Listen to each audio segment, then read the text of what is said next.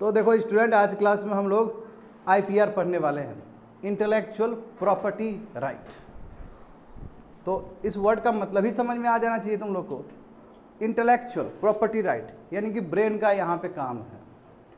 ऐसा राइट्स जो कि इंटेलेक्ट है, ब्रेन से जुड़ा हुआ राइट्स। अब ब्रेन से जुड़ा हुआ राइट्स क्या हो सकता है? आपका क्रिएटिव वर्क, जैसे मान लो कि बहुत बेहतरीन कविता लिखते हो तुम लोग, हाँ कविता लिखे, जिंदगी भर खपा दिए कविता लिखने में, अब पता चला दूसरा कोई तुम्हारा कविता बेच के पैसा कमा लिया, अच्छा लगेगा तुमको? अच्छा लगेगा? बिल्कुल अच्छा नहीं लगेगा। जिंदगी भर मेहनत किया उसने, अब फल ले रहा है कोई, तो इस पर कानून होना चाहिए ना, जो प्रोटेक्शन दे ओरिजिनल कंटेंट क्रिएटर को। यही जो व्यवस्था है इसी को हम इंटेलेक्चुअल प्रॉपर्टी राइट्स कहते हैं, जहाँ पे क्रिएटर को सम्मान दिया जाता है उसके क्रिएटिव वर्क के लिए। समझ गए student? This called intellectual property rights. और इंटेलेक्चुअल प्रॉपर्टी राइट्स बहुत तरह के होते हैं, जैसे हम लोग जीआई देखते हैं, ज्योग्राफिकल इंडिकेशन, वो भी तुम्हारा क्या है, एक इंटेलेक्चुअल प्रॉपर्टी राइट्स का ही टाइप है। जैसे मधुबनी पेंटिंग पे मिला है ना, जैसे तिरुपति लड्डू के ऊपर मिला है, जैसे दार्जिलिंग टी के ऊपर मिला है, जैसे अभी रिसेंट टाइम में वेस्ट बंगाल का रसगुल्ला के ऊपर मिला है, ऐसे बहुत सारा है।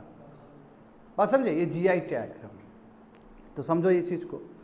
आईपीआर एक जनरल टर्म है, यानी कि आईपीआर बोलने का मतलब है कि पेटेंट्स है, कॉपीराइट्स का बात कर रहे हैं, ट्रेडमार्क एंड सर्विस मार्क का बात कर रहे हैं, इंडस्ट्रियल डिज़ाइन का बात कर रहे हैं, ज्योग्राफिकल इंडिकेशन का बात कर रहे हैं, या फिर जो लेआउट डिज़ाइन है इंटीग्रेटेड सर्किट का, आईसी का, उसका बात कर रहे हैं, या फिर ट्रेड सीक्रेट का बात कर रहे हैं। ट्रेड सीक्रेट मतलब, जैसे एग्जांपल देखो, कई लोग ना बहुत सामान बेहतरीन बना देते हैं, उसका अपना सीक्रेट होता है, जैसे बाबा का ढाबा सब देखते हो ना, दुनिया भर का चीज़ सब, ये एक एग्जांपल दे रहे हैं। या फिर ऐसा जो बहुत ही इंपॉर्टेंट हो, उसका अपना सीक्रेट है। जैसे कई लोग चाय बनाते हैं तो बेहतरीन चाय बनता है ना, क्योंकि उन लोगों का तरीका होता है, सब उन लोगों का इंटेलेक्चुअल प्रॉपर्टी राइट्स है। ट्रेड सीक्रेट कुछ भी हो सकता है स्टूडेंट। तो आईपीआर जो इंटेलेक्चुअल प्रॉपर्टी राइट्स हम तुमको कहते हैं, तो इसमें बहुत कुछ आ सकता है। इसमें पेटेंट राइट्स आ सकता है, वही पेटेंट राइट्स जो कि जॉनसन एंड जॉनसन क्लेम कर रहा था, है ना। ड्रग्स के ऊपर मैन्युफैक्चरिंग कोई भी प्रोडक्ट बनाते हो तो उसके लिए भी होता है, किसी प्रोसेस की भी लगता है वो। कॉपीराइट, कोई भी आपका लिटरेरी वर्क है, कविता लिख रहे हो, कहानी लिख रहे हो, या कोई फिल्म बना रहे हो, ठीक है। ट्रेडमार्क हुआ, कोई आपका ट्रेड से रिलेटेड कुछ सिंबल है, जैसे देखो ट्रेड से रिलेटेड बहुत सिंबल हो सकता है, जैसे ब्रांड का नेम भी अपने आप में एक ट्रेडमार्क है। जैसे ब्रिटानिया बोलेंगे तो पर्टिकुलरली बिस्किट समझ में आएगा ना तुम लोग को। यदि हम ऐसा यहाँ पे देखो तो ऐसा साइन कर देंगे तो तुमको एडिडास नज़र आएगा ना, सब ट्रेडमार्क है ये सब चीज़, कि जहाँ पे सिंबल से ही ब्रांड को जाना जा रहा है। पर वो सिंबल कितना ज़रूरी है उस ब्रांड को उजागर करने के लिए, आई मीन उसको रिफ्लेक्ट करने के लिए, उसका आइडेंटिटी को देने के लिए। समझ गए स्टूडेंट? सर्विस मार्क, इंडस्ट्रियल, सब बताएंगे, एक चीज़ बताएंगे। और मान लो कि इंटीग्रेटेड सर्किट, आईसी सर्किट होता है ना, जैसे मोबाइल फ़ोन है, तो मोबाइल फ़ोन में जानते हो, मोबाइल फ़ोन में जितने भी सेमीकंडक्टर से रिलेटेड जो भी चीज़ होता है, तो हम जानते हैं कि पूरा यूनाइटेड स्टेट्स का कंट्रोल है उस पर, डिज़ाइन का, रिसर्च एंड डेवलपमेंट। तो जितने भी आईसी है, इंटीग्रेटेड चिप है, उसमें भी इंटेलेक्चुअल प्रॉपर्टी राइट्स मिलता है। समझे? समझ गए ना स्टूडेंट? और ट्रेड सीक्रेट के लिए भी हो सकता है। होप तो समझ में आ गया होगा इसका दायरा।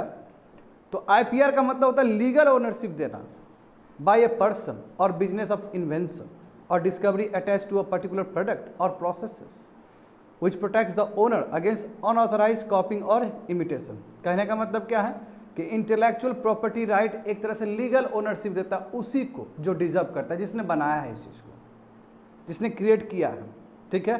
किसी प्रोडक्ट के साथ वो अटैच होता है और वो प्रोडक्ट तुम्हारा ओनर के साथ अटैच होगा।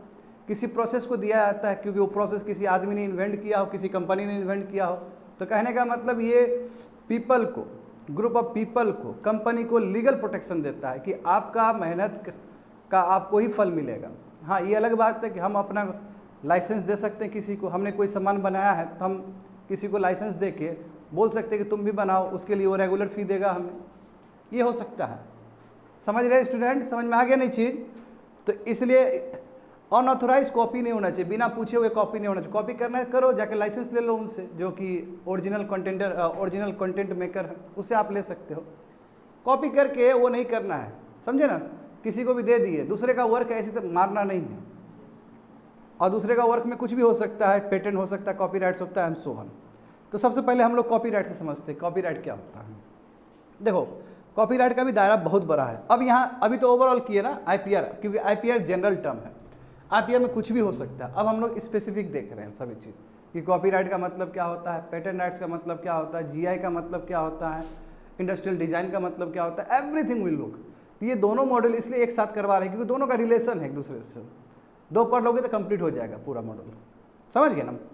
तो कॉपीराइट देखते हैं। कॉपीराइट का मतलब है जो आपका लिखा हुआ चीज़ है या कोई पब्लिश चीज़ है, आप लिख के रखे हुए हैं या पहले आपने पब्लिश कर दिया कहीं पे।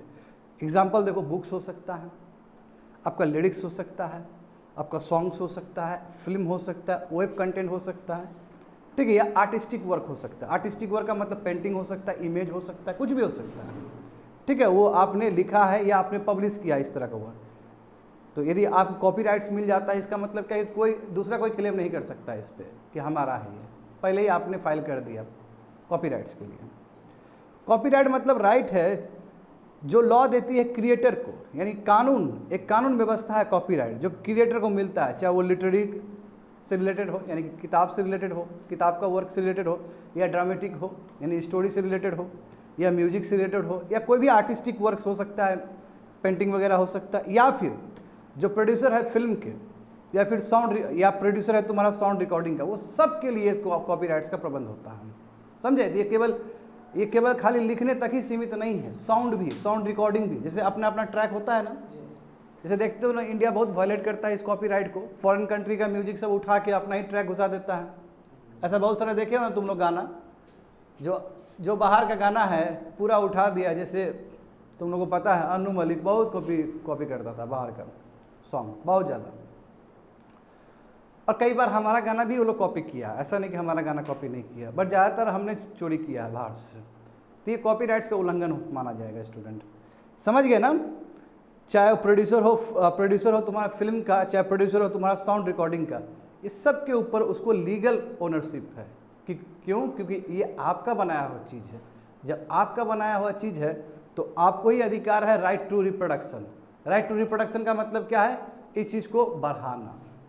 किताब, बहुत सारा किताब बना के बेचना आपका अधिकार है, दूसरे का अधिकार नहीं है। दूसरा कोई आपकी किताब क्लेम करके कमा नहीं सकता, यदि कमा रहा है तो उसके ऊपर फिर पनिशमेंट होगा, समझ गए स्टूडेंट। तो इसका मतलब ये बंडल ऑफ राइट्स, कॉपीराइट्स का मतलब बंडल, बहुत सारे राइट्स, जहाँ पे जो ओनर है, कंटेंट क्रिएटर है, उसको ही अधिकार है राइट टू रिप्रोडक्शन करने का, यानी कि right to reproduce your products. हमने बनाया है ना, तो हम आज एक किताब लिखे हैं, उसका 100 किताब हम छपा के हम बेच सकते हैं मार्केट में, क्योंकि मेरा बनाया हुआ चीज़ है। That's called right to reproduction. Communication to the public, public को आके बोल सकते देखिए मेरा काम है, देखिए मैंने ऐसा बनाया। लोग जाते हैं ना सोशल मीडिया सबसे प्रमोट करते हैं ना अपना, जैसे ललन टॉप में भी किताब वाला एपिसोड चलता है ना स्टूडेंट, तुम लोग देखता होगा, किताब वाला बहुत अच्छा किताब लेके आता है। कई किताब तो मैं ऑर्डर करके पढ़ता भी, वहीं से पढ़ता हूँ मैं ज़्यादातर, बहुत खूबसूरत किताब सब के बारे में इंटरव्यू होता है, किताब वाला करके एक आता है। तो कहने का मतलब क्या है, communication to the public, public से कैसे कम्युनिकेट करना है अपने आर्टिस्टिक वर्क को लेके। कुछ पेंटिंग किए हैं तो हम पब्लिक के सामने जाएंगे, बोलेंगे देखिए मेरा इतना अच्छा काम है, पब्लिक को अच्छा लगेगा तो खरीदेगा, चाहे किताब हो चाहे कोई भी आर्टिस्टिक वर्क हो सकता है। हाँ, एडाप्टेशन वेरी इंपॉर्टेंट। एडाप्टेशन का मतलब क्या, मान लो कि मैंने एक बहुत बेहतरीन नोवेल लिखा है, किसी फिल्म मेकर को पसंद आ गया, तो हमसे पूछ के ना वो स्टोरी वहाँ से लेगा। जैसे ये केस हुआ था इसका भी, जब 3 इडियट मूवी बन रहा था तो चेतन भगत के नोवेल शो बना था। मैं चेतन भगत को पूछा ही नहीं इस चीज़ को लेके, तो चेतन भगत ने बहुत ज़रा बखेरा खड़ा किया था यहाँ पे कि भाई तुम हमारा नोवेल का तुम कंटेंट उठा के तुम बना रहे हो 3 इडियट, तो हमको तो मिलना चाहिए कॉपीराइट्स, हमको तो मिलना चाहिए, वो पैसा मिलना चाहिए हमको। हाफ गर्लफ्रेंड मूवी देखिए हो, सुने हो ना, वो भी चेतन भगत का ही नोवेल से लिया गया चीज़ है। इनफैक्ट वो चेतन भगत का खुद का स्टोरी है वो हाफ गर्लफ्रेंड। चेतन भगत बहुत बड़ा राइटर है भारत का ही नहीं एशिया का है वो, और IIT का प्रोडक्ट है वो स्टूडेंट। हाँ, IIM का भी प्रोडक्ट, बहुत होशियार आदमी है चेतन भगत। तो एडाप्टेशन समझ गए ना, किसी का आप लिटरेरी वर्क से आप कुछ चीज़ ले रहे हो और कुछ बना रहे हो, तो आपको ओनर से परमिशन लेना होगा और ओनर को रॉयल्टी भी देना होगा। दूसरा क्या, ट्रांसलेशन ऑफ द वर्क, मान लो कि हम हिंदी में लिखे, बेहतरीन हो गया। जैसे गीतांजलि देखो, गीतांजलि बंगाली में लिखा गया था, बेहतरीन हो गया। कौन सा लैंग्वेज में नहीं है अभी दुनिया में, हर लैंग्वेज में प्रेजेंट है Gitanjali. That's called translation of the work. समझ गए, ये सभी चीज़ में ओनर को ही राइट्स मिलेगा, ओनर को ही राइट है, और ओनर क्या करेगा, इसी से कमाएगा, फायदा करेगा, क्योंकि उसका अपना क्रिएशन है। The main social purpose of protection of copyrights and related rights is to encourage and reward creative work. सही बात है ना, जो मेन पर्पस है, आखिर क्यों कॉपीराइट्स क्यों हम देते हैं, ये इसलिए देते हैं ताकि जो उसने इतना मेहनत किया है, अपना जिंदगी भर का उसका मेहनत है, वो ऐसे एक बार में नहीं जाए। कोई किसी का कॉपी करते हैं जिस एक ही बार में बर्बाद हो जाता है। सही बात है कि नहीं है? स्टार्ट करने से पहले हम यही बोले ना, इसमें कितना लाख लाख रुपया, लाख लाख इन्वेस्ट हुआ है ये नोट्स बनाने में, इसमें कितना 500 से भी ज़्यादा आदमी का मेहनत है ये नोट्स बनाने में, कितना साल का तपस्या है, सिंपली किसी को दे दिए बर्बाद हो गया। बात समझे ना? इसलिए हम अपने स्टूडेंट को ही देते हैं, कायदे से वो भी नहीं देना चाहिए था हमको, मत चूँकि हम टीचर हम इसलिए दे रहे हैं क्योंकि मेरे लिए है ये सेल्फ कंज्यूम, और इसके लिए हम पे भी करते हैं। और गेटिंग मी? तो कहने का मतलब क्या हुआ कि ये क्रिएटिव वर्क को रिवार्ड करने के लिए दिया गया है कि आपका जो मेहनत है, आपका मेहनत बेकार ना हो। नहीं तो इतना मेहनत किए, इतना रिसर्च एंड डेवलपमेंट किए कोई भी काम पे, है ना, और एक ही बार कोई बाजी मार लिया, वेरी बैड ना। दूसरी बात है कि ऐसा भी होता है स्टूडेंट की, मान लो कि हमने वॉल्यूम 1 लिखा कोई किताब, तो वॉल्यूम 2 लिखने का भी अधिकार हमको ही है। जैसे हैरी पॉटर का 2 आया था ना सीरीज, हैरी पॉटर का भी 2 सीरीज आया था, मतलब अधिक 1 से ज़्यादा सीरीज आया था उसका भी। तो हैरी पॉटर का जो पहला राइटर था वही सेकंड राइटर भी हैरी पॉटर का बनेगा, सेकंड सीरीज का भी। ये नहीं कि अब पहला राइटर कोई और था, दूसरा राइटर कोई और, ऐसा नहीं हो सकता है। यदि वर्क कंटिन्यू, जैसे एग्जांपल देखो ना, लगे रहो मुन्ना भाई, उससे पहले मुन्ना भाई आया, तो सेकंड वाला भी बनाने वाला वही डायरेक्टर होगा।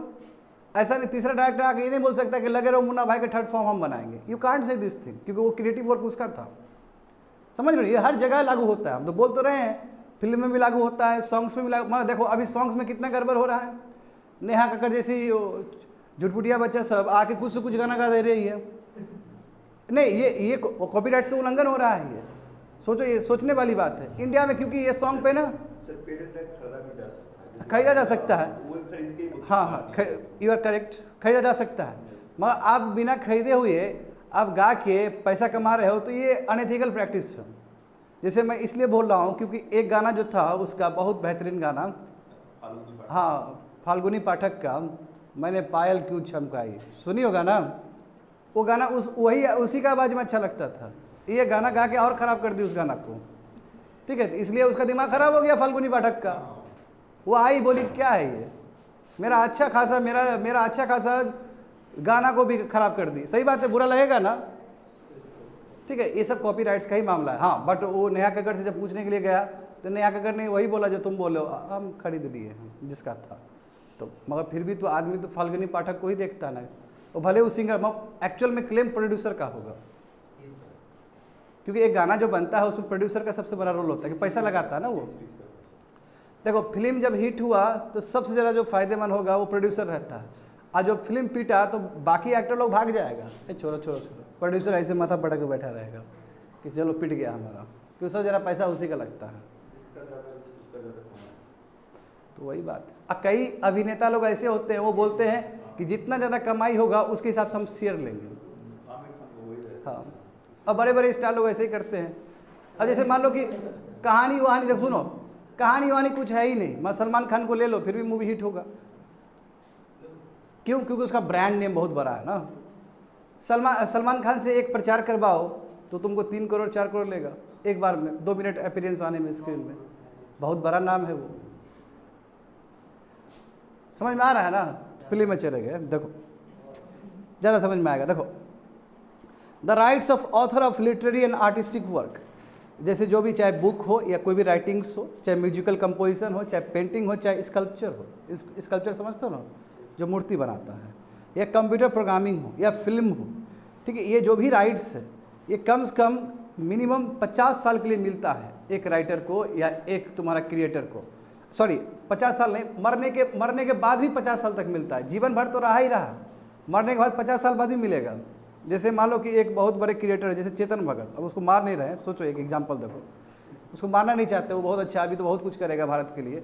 लेट से चेतन भगत टाइप का कोई बहुत बड़ा राइटर है, ठीक है, वो कल टपक गया लेट से, तो 50 साल तक बैठ के उसका जो गोतिया लोग है, फैमिली लोग है, जो उसका नॉमिनी होगा वो पैसा खाएगा, उसका रॉयल्टी खाएगा। अब 50 ईयर्स के बाद कोई बात नहीं, दूसरा कोई आके उस पर काम कर सकता है, ठीक है। 50 ईयर्स के लिए प्रोटेक्शन, तो हम कहेंगे कि तो बहुत अच्छा प्रोटेक्शन है, बाय लॉ तो कहोगे कि बहुत ही सेफ गार्ड है ना स्टूडेंट, इस हिसाब से देखा जाए बहुत बेटर है ये। आगे देखो, आखिर कॉपीराइट्स बनने के लिए क्या इंपॉर्टेंट रिक्वायरमेंट्स है। अब ऐसा तो नहीं ना कुछ भी वर्क ले जाओगे बोलोगे कॉपीराइट्स कर दो, ऐसे थोड़ी होता है ऐसा तो नहीं मिलने वाला है ना।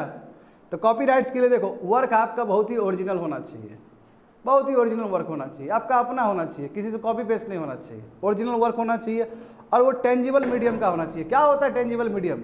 जिसको तुम छू सको, टच कर सको, सेंस कर सको, ऐसा काम होना चाहिए। जैसे किताब है तो किताब को छू सकते हो ना, अब तुम फिलोसॉफी के ऊपर कर दिया। देखिए ऐसा हम सोचते हैं, जो अल्बर्ट आइंस्टाइन E=mc² बोले थे, तो हम बोल रहे हैं कि E=mc² डिवाइडेड बाय समथिंग, बोला भाव यहाँ से, वो उसके लिए नहीं मिलेगा तुमको। अगर सर फिलोसफी में किताब में लिखा, हाँ बिल्कुल लिटरेरी वर्क हो गया था आपका, हो सकता है। हाँ तो वो ऑडियो फॉर्म है ना, खाली तुम अब दूसरा दे रहे हो, बोल के दे रहे हो। अब तुम बोलोगे आप डायलॉग बाजी तुम बोल के, नो, लिख के दे सकते हो आप, कुछ है इसके पीछे। देखो ना, टेंजिबल होना चाहिए, it must be a tangible medium, जिसको तुम टच कर सकते हो, जिसको सेंस कर सकते हो, सुन सकते हो, समझ गए, राइट। देखो अब क्या क्या अधिकार मिलेगा, वही सब चीज़ है। Making copies of the work, सही बात है, ओनर हो और तुमको इंटेलेक्चुअल ये तुम्हारा कॉपीराइट्स का अधिकार मिल गया, तो इसका मतलब राइट टू रिप्रोडक्शन, आप कितना भी कॉपी बना सकते हैं अपने वर्क का, नंबर 1। दूसरा क्या है, अपने कॉपी को डिस्ट्रीब्यूट कर सकते हो, जहाँ डिस्ट्रीब्यूट करना है डिस्ट्रीब्यूट करो, बेचो मार्केट में, कोई दिक्कत नहीं है। डिस्प्ले द वर्क पब्लिकली, आप अपना वर्क पब्लिकली दिखा सकते हैं, आप सोशल मीडिया पे जा सकते हैं, आप रेडियो मिर्ची FM के पास जा सकते हैं बोलने के लिए कि हमने ये लॉन्च किया है, लोग जाते ही हैं, देखते हो ना आजकल एडवर्टीजमेंट का तरीका हो चुका है। लोग बताओ, अक्षय कुमार लोग इतना मेहनत करता है सेट पे, बाद में पता चलता है कि छोटा छोटा यूट्यूबर के सामने बैठ के हंस रहा है, उसको मन नहीं है फिर भी हंस रहा है, क्यों? व्यू है उसका, समझे।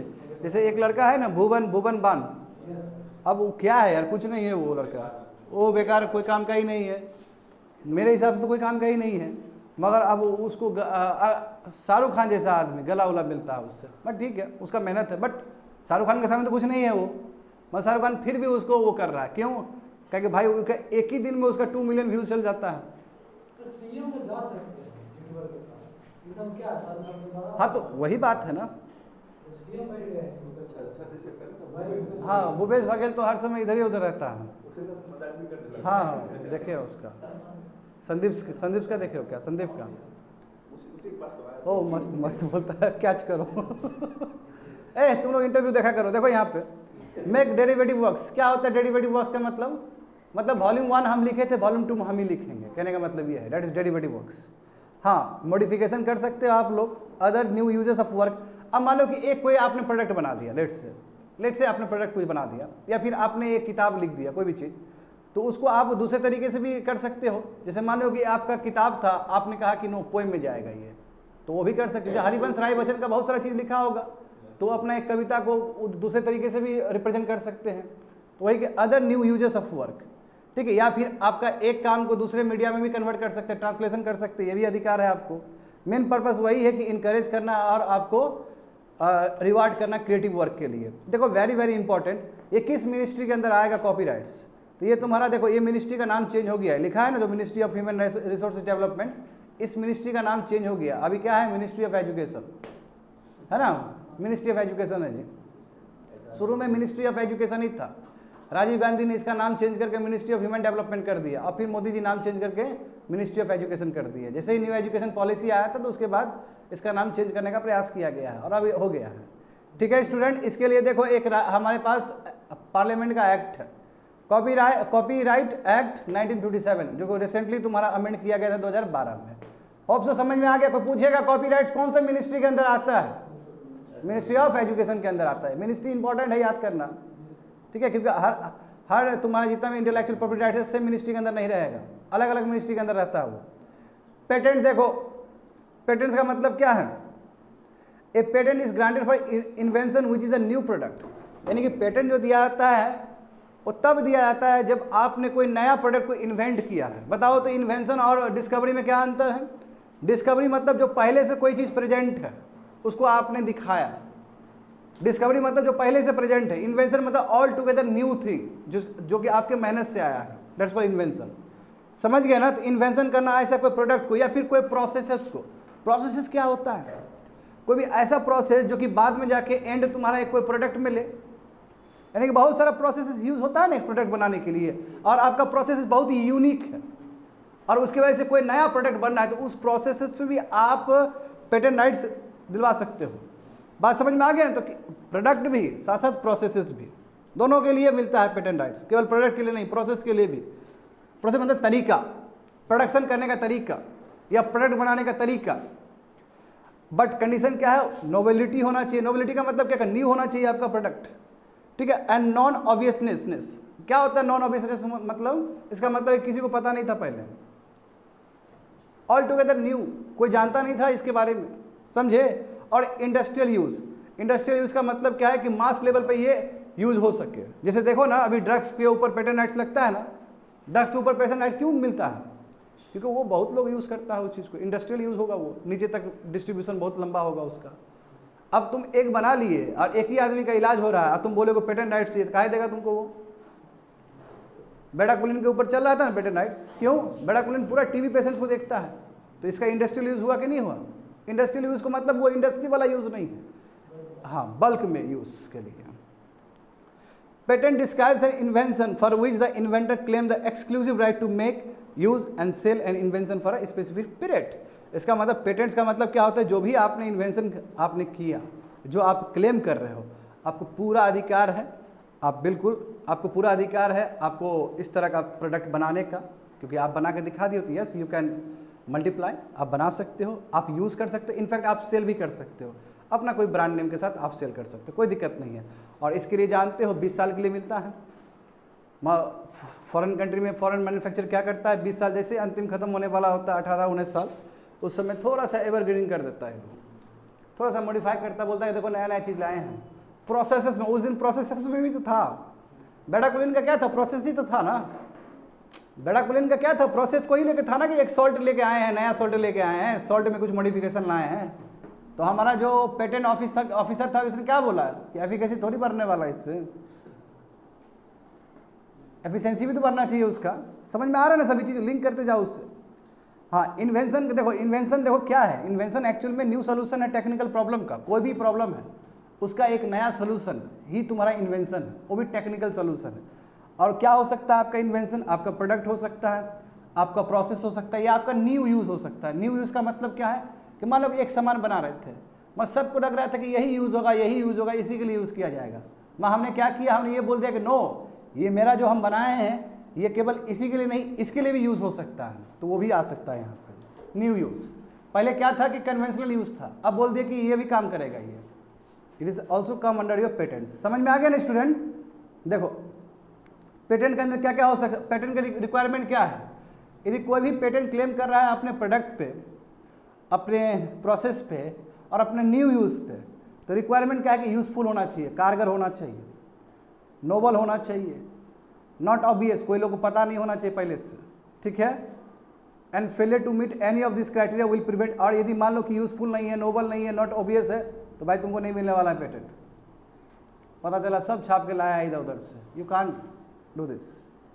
यदि पेटेंट मिल गया आपको तो 20 साल के लिए मिलेगा आपको। जैसे ही आपने डेट ऑफ एप्लीकेशन से आज हम आज दे रहे हैं, पेटेंट फाइल कर रहे हैं अपना, तो एप्लीकेशन जैसे गया तो 20 साल तक हमको मिलेगा, और 20 साल तक कोई दूसरा कोई आके क्लेम नहीं कर सकता है।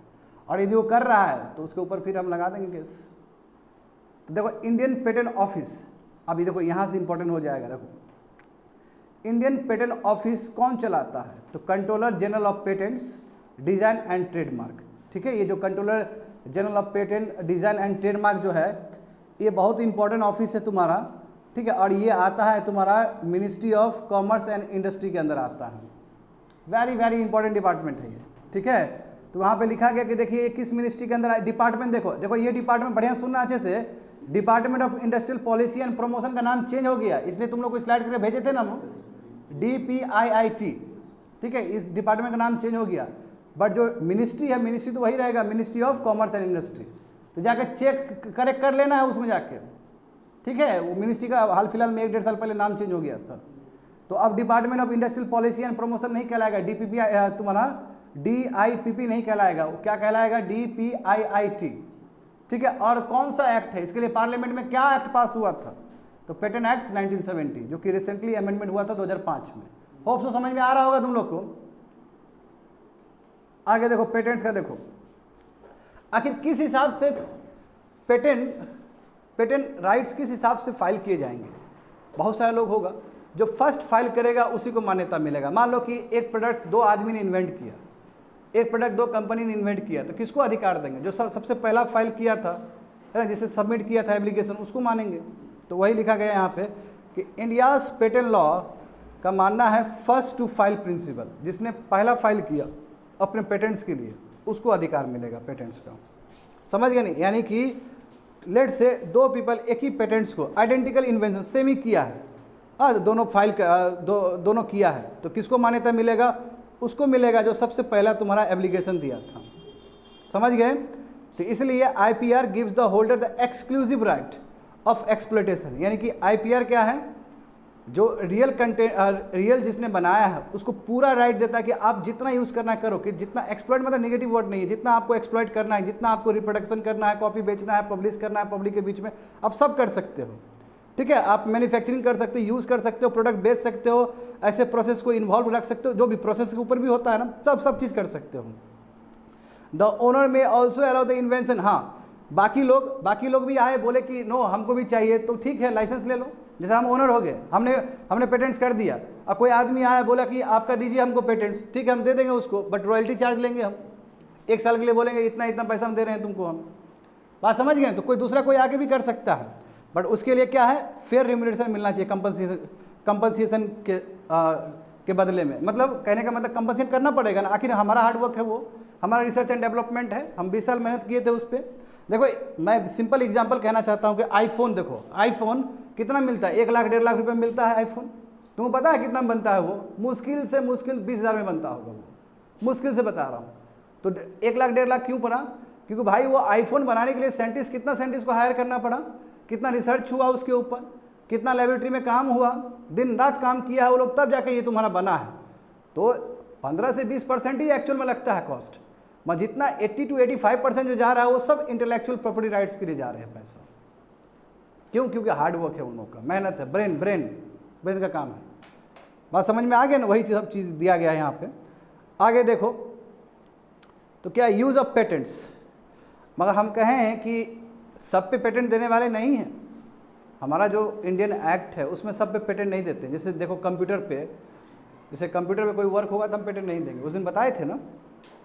Right of the patent owner can make use और sell the patent invention and prevent others to do so. सही बात है ना, जो रियल ओनर है वो बना सकता है अपना, फिर से रिप्रोडक्शन कर सकता है, उसको फिर से यूज़ कर सकता है और सेल कर सकता है, कोई दिक्कत नहीं है। Owner can license the right to someone, अपना लाइसेंस दे सकता है किसी को एक डेफिनेट पीरियड तक के लिए, और वो पैसा रॉयल्टी देगा इसको तब तक, ये बिल्कुल हो सकता है, कोई दिक्कत नहीं है।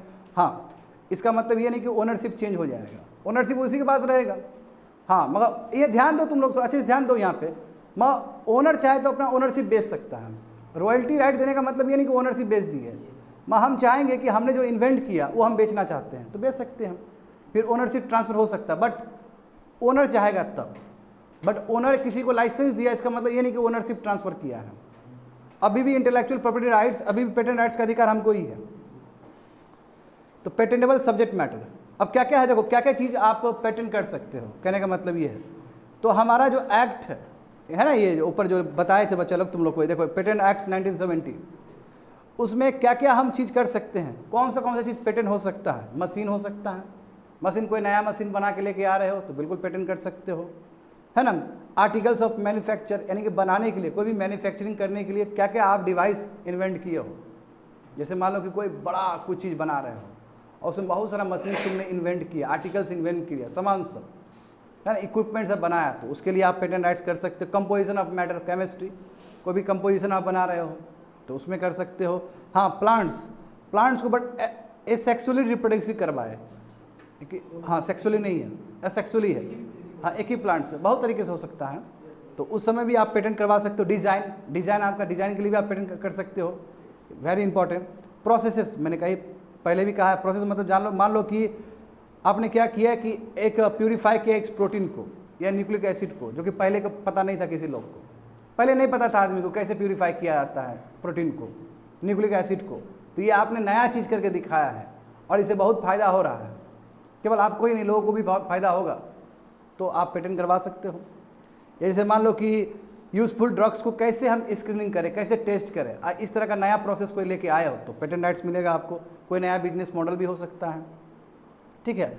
या फिर जितना भी है मशीन है, आर्टिकल ऑफ मैन्युफैक्चर, इसी पे आपने और इम्प्रूवमेंट किया तो उस पर भी हो सकता है। इम्प्रूवमेंट का मतलब है ऑल टुगेदर न्यू थिंग। अब इसका मतलब वो वाला एवरग्रीन वाला नहीं है कि हल्का आगे चेंज कर लिए 1% हो गया, नो, इम्प्रूवमेंट का मतलब all together new thing. Foundation यही है बट नया चीज़ होना चाहिए। बात समझ में आ गया ना स्टूडेंट? तो देखो अनपेटेंटेबल मैटर क्या क्या क्या चीज़ नहीं कर सकते हो आप, ये तो हो गया करने वाला चीज़। क्या क्या आप नहीं कर सकते हो? लॉज ऑफ नेचर, यानी कि जो भी नेचर का लॉज है, जैसे नेचर का ग्रेविटी लॉज है ना, ग्रेविटी होता है, तो तुम ये नहीं बोल सकते कि ग्रेविटी के ऊपर हम पेटेंट राइट्स करवाएंगे। अल्बर्ट न्यूटन कभी भी ये चीज़ नहीं कर सकता था। क्यों? क्योंकि वो तो पहले से प्रेजेंट है, आपने उस चीज़ के बारे में अध्ययन किया। जो चीज़ नेचर का है उस चीज़ को आपने जान लिया तो आप पेटेंट नहीं कर सकते हो, क्योंकि patent is all about invention. Discovery नहीं हो सकता है, बताएं ना स्टूडेंट, डिस्कवरी देखो नहीं हो सकता है। कोई मैथमेटिकल मेथड मॉडल लेके आ गए तुम, या कोई साइंटिफिक थ्योरी लेके आ गए तो आपको नहीं मिलने वाला है, मैथमेटिकल वर्क पे नहीं मिलने वाला है। समझ गए ना? मान लो कोई भी कंपाउंड जो कि नेचुरली अवेलेबल था अर्थ में और उसी को तुम डिस्कवर करके ले आएगे, देखो आ गया ना, नो, नहीं मिलेगा आपको। यदि आप करना चाहो तो आप जाके बहुत कुछ अलग अलग बना सकते हो, एलाउ बना सकते हो, है ना। 4-5 मेटल नॉन मेटल को मिला के आप एलाउ बना के दे सकते हो, बोल सकते हो कि ये नेचुरली अवेलेबल नहीं था, तो उसमें आपको पेटेंट मिल सकता है। मान नेचुरली अकरिंग कंपाउंड्स में नहीं मिल सकता, जो कि नेचर में पहले से ही अवेलेबल है। हाँ, एब्स्ट्रैक्ट आइडिया, वही फिलोसफी वाला, आके आत्मा परमात्मा वाला बात कर रहे हो तो बिल्कुल नहीं मिलेगा तुमको, ठीक है। तो ये मेयर प्रेजेंटेशन इन्फॉर्मेशन बिल्कुल नहीं मिलेगा आपको। हाँ, बट आप इस चीज़ को लिख देते हैं किताब में तो कॉपीराइट्स मिलेगा आपको, फिर पेटेंट राइट्स नहीं, कॉपीराइट्स।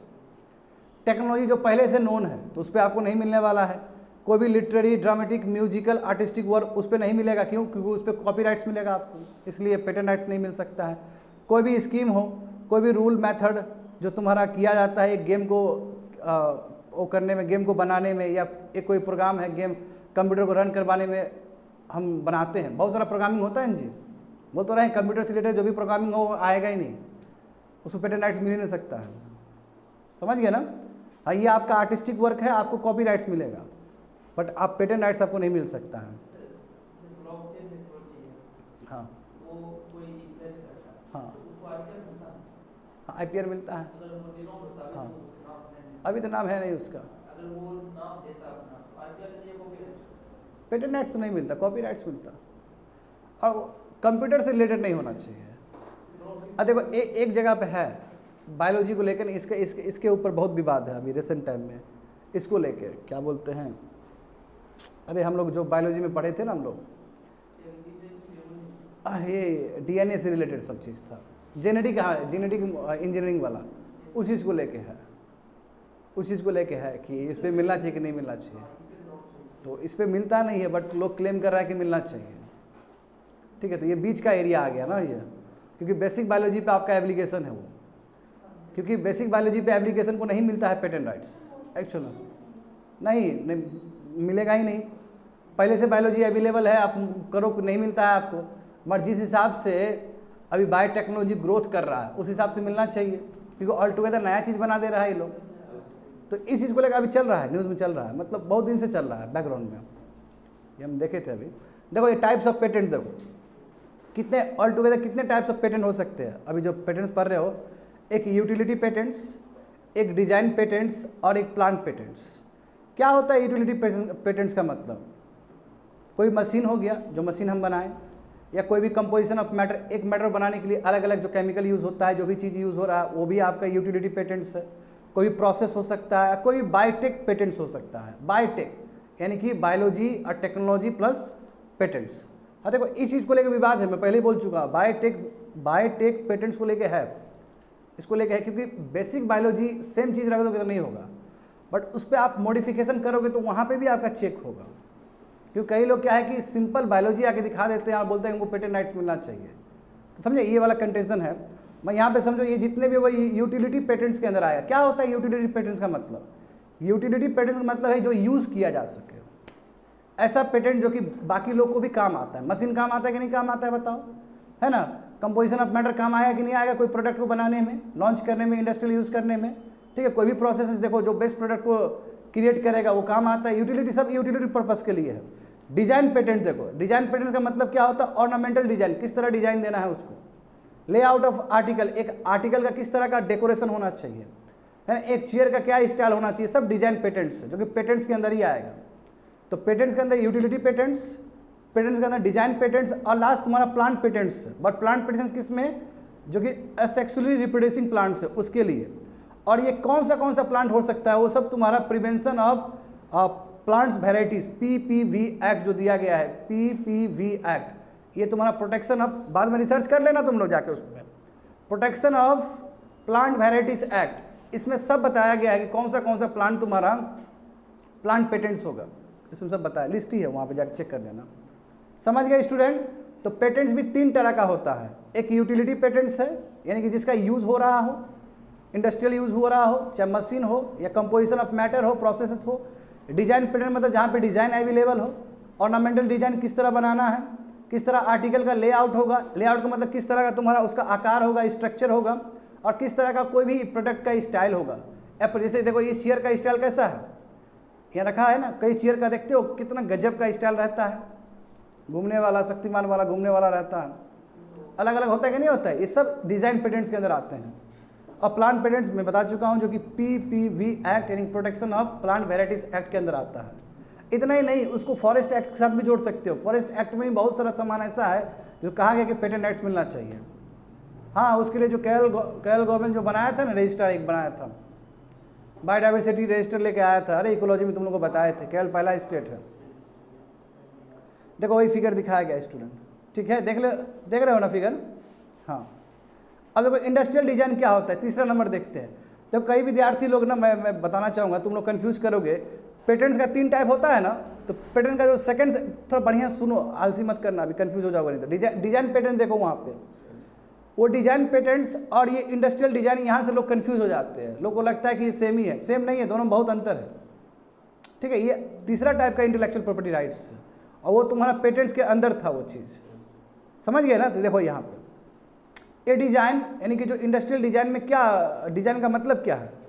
ये डिजाइन का मतलब है कोई भी आकार हो सकता है, शेप हो सकता है, कोई भी कन्फिग्रेशन हो सकता है, कोई भी पैटर्न हो सकता है, किसी भी टाइप का पैटर्न हो सकता है, कोई भी ऑर्नामेंटेशन हो सकता है, यानी कि कोई भी तरह का डेकोरेशन हो सकता है, कोई भी कलर हो सकता है किसी भी आर्टिकल के लिए, किसी भी आर्टिकल के लिए। बट ये समझना हो कि ये आर्टिकल का मतलब क्या है। ऑर्नामेंटल और aesthetic aspect of a useful article of industry, यानी कि aspect that gives special appearance to a product of a industry. देखो यहाँ पे अंतर है। देखो वो जो पेटेंट्स था, बढ़िया समझना, वो पेटेंट जो भी था, जो बताए थे तुम लोग को डिजाइन पेटेंट्स, उसमें क्या है तुम्हारा, कोई भी चीज़ हम बनाए, कोई भी प्रोडक्ट हम बनाए, कोई भी प्रोडक्ट बनाए जिसमें हम ऑर्नामेंटल डिजाइन को समझते हैं, आर्टिकल का क्या होना चाहिए, ये सब चीज़। मैं इसमें ऐसा नहीं है। इसका मतलब ये है कि कोई भी इंडस्ट्री में एक कोई प्रोडक्ट बनाए हैं, मगर वो प्रोडक्ट अपने आप में खास है। क्यों खास है? क्योंकि उसका डेकोरेशन बेजोड़ है, उसका ओरिएंटेशन बेजोड़ है, उसका लेआउट गजब है, वो गजब दिखता है, गजब शाइनिंग करता है, तब जाके इंडस्ट्रियल डिजाइन दिया आता है। बट वो चीज़ एक इंडस्ट्री में यूज़ हो रहा है। ये बेसिक डिफरेंस, ये समझ लेना तुम लोग, समझ गए ना? तो इसलिए the aspect gives special appearance. क्यों? क्योंकि जो शेप है, कॉन्फ़िगरेशन है, पैटर्न है, ऑर्नामेंटेशन है, कंपोजिशन है, ये कहीं ना कहीं इंडस्ट्री का उस प्रोडक्ट को स्पेशल अपीयरेंस देख रहा है, देखने में गजब लग रहा है वो, समझे? तो उस समय ऐसा होता है, कोई भी इंडस्ट्री का एक प्रोडक्ट होता है तो उस समय इंडस्ट्रियल डिजाइन का क्लेम किया जाता है, नॉट योर पेटेंट्स। तो देखो वही बोला कि दिस IPR प्रोटेक्ट्स डिजाइंस। आप देखो यहाँ पे ये आ जाएगा, इस तरह का जो IPR है डिजाइंस को, जैसे कि एग्जांपल ड्राइंग्स को या कंप्यूटर मॉडल्स को ये देखता है। यदि कंप्यूटर मॉडल से बहुत बेहतरीन कंप्यूटर मॉडल्स आप बना के रखे हो, ठीक है, बहुत अच्छा ड्राइंग्स करके रखे हो, तो इंडस्ट्रियल डिजाइन के अंदर वो आ सकता है। Every design must pass the test of novelty. हाँ, बट जो भी डिजाइन आपने बनाया है, जो आप बोल रहे हो कि इंडस्ट्रियल डिजाइन है ना, चाहे वो आपका कोई भी आर्टिकल ऑफ इंडस्ट्री का बात हो या कोई भी कंप्यूटर से रिलेटेड मॉडल हो, जो भी आप बनाए हो तो वो नया होना चाहिए आपका। टेस्ट ऑफ नोबिलिटी से वो क्रॉस होना चाहिए। टेस्ट ऑफ नोबिलिटी का मतलब क्या है कि वो नया चीज़ होना चाहिए इसके लिए। और यदि रजिस्टर हो गया तो 10 साल के लिए वैलिड होगा और 5 साल फिर से एक्सटेंड भी किया जा सकता है। देख के हमारे लिए देखो, हमारे पास एक्ट है डिज़ाइन एक्ट 2000, ये किस मिनिस्ट्री के अंदर आएगा? वही DPIIT, क्योंकि ये जानते हो, बता चुका हूँ, department of industrial policy and promotion का नाम चेंज हो गया है और मिनिस्ट्री तो सेम ही है, ministry of commerce and industry. जो ओनर है उसको बिल्कुल पूरा इजाज़त है, यानी कि इंडस्ट्रियल डिज़ाइन का जो ओनर होगा वो अपना वर्क को रिप्रोड्यूस कर सकता है। रिप्रोड्यूस करने का मतलब जो भी आर्टिकल का जो बेहतर डिज़ाइन है, जो बेहतर ऑर्नामेंटेशन है, वो उसको और बढ़ा सकता है और बेच सकता है, समझे? पब्लिकली पब्लिक को दिखा सकता है अपना वर्क, समझ गए ना, या परफॉर्म देयर वर्क, और इस तरह का क्रिएट डेरिवेटिव वर्क, और वो दूसरा वर्क भी क्रिएट कर सकता है उससे रिलेटेड, जो भी पहले वाला चीज़ था। जैसे मान लो कि एक चेयर, बेहतरीन चेयर बना दी है जो कि इंडस्ट्री में यूज हो रहा है, तो ठीक है, उससे हम दूसरा चेयर बना देंगे, फिर उससे भी बेहतर बना देंगे। जैसे ये चेयर है तो हम क्या बोलेंगे, इस तरफ भी हम लगा देते हैं, इस तरफ है, इस तरफ भी लगा देते हैं। तो ये सेम ही चीज़ था, इसमें हमने ऐड कर दिया, that's derivative works. Moreover, owners are given economic rights to financially benefit from their work and prohibit others to doing so without their permission। सही बात है, जब आपको इंडस्ट्रियल डिजाइन का ओनर घोषित कर ही दिया गया है तो बाकी लोग नहीं एक्सप्लॉइट कर सकता है। यदि बाकी लोग करना चाहता है तो आपसे लाइसेंस ले, ठीक है, आप फिर आपको रॉयल्टी मिलेगा, उस हिसाब से काम होगा। यदि आप ओनरशिप ट्रांसफ़र करना चाहते हो तो कर सकते हो, वो बेच सकते हो आप अपना ओनरशिप। समझ गए स्टूडेंट? That's it.